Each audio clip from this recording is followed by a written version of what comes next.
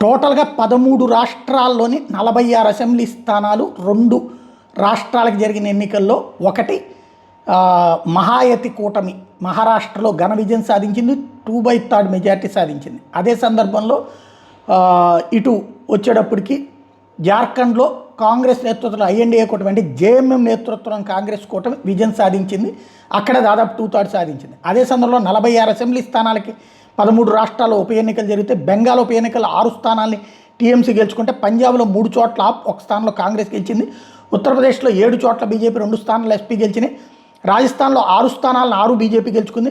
మధ్యప్రదేశ్ ఉప ఎన్నికలో 2 స్థానాల్లోనూ బీజేపీ గెలుచుకుంది, కర్ణాటక ఉప ఎన్నికలో 3 స్థానాల్లో కాంగ్రెస్ పార్టీ గెలిచింది, బీహార్లో 2 చోట్ల బీజేపీ 1 స్థానంలో జేడీయూ అంటే ఎన్డీఏ కూటమి గెలిచింది 3 కూడా,